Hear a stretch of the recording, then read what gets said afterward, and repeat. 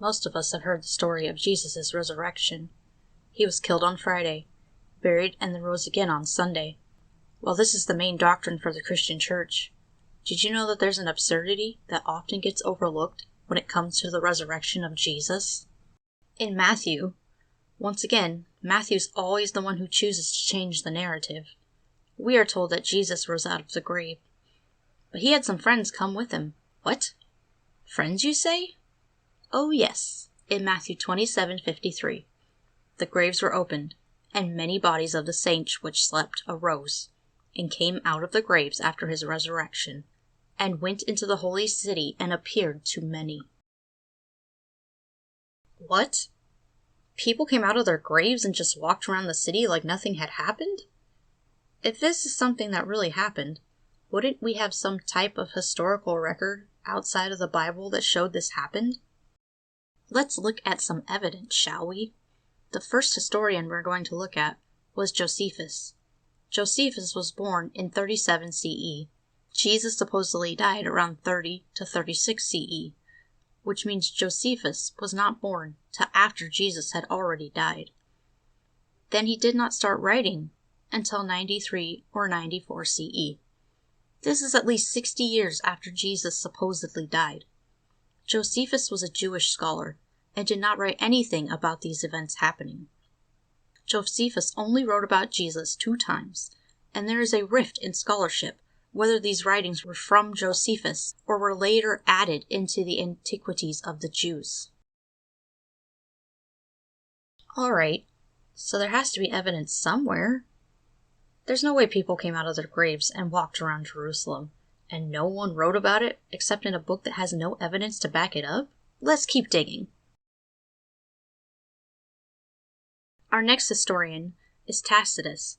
Tacitus was a historian who wrote in 116 CE about Jesus being arrested and killed by Pontius Pilate. Testius, however, was born 25 years after Jesus had died. Testius also has been debated, mostly since they do not believe that he would have used the Messiah in any official Roman documents. There is also evidence that he wrote about another group called Christians, who were a rebel Jewish group. These are not the same as the Christians that we know today who follow Christ. Well, 2 sources with no evidence. Seems to me there is a major problem in Roman historians getting things correct, or the Bible is completely fabricated.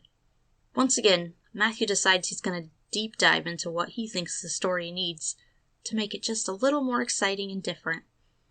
It seems like Matthew did not want to seem like he was just copying, so he added his own flair to the story. As many Christians celebrate Easter this week, let us remember that not everything in the Bible is meant to be taken literally. Oh wait, it actually is. Bible is not a historical book. I have never read a historical book that has zombies, people rising from the dead, curtains ripping on their own, and random earthquakes that have no outside evidence that they happened.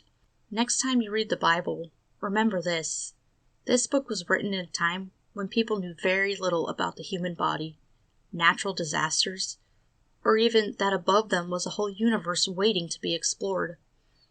These people believed that heaven was in space, that when you die you can live on in another life, and that the horrors of this world were caused by angry gods who wanted people to suffer for simply being human beings. These were the dark days for humanity. We no longer need to live that way. We can step out into the world with fresh eyes and an open mind. We can dream, explore, and thrive. Thank you for watching my video today. If you would like to support me, you can find my links below. Check out my Teespring store for merch. And remember, only you can break out of the bubble and start thinking for yourself.